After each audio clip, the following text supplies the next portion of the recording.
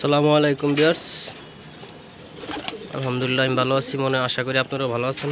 সবাই ভালো থাকবেন।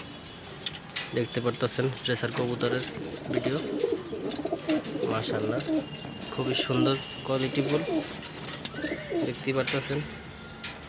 সো ভিউয়ার্স, আজকে অনেকগুলো কবুতর দেখতে পারবেন, রেসার কবুতর খুবই ভালো লাগে।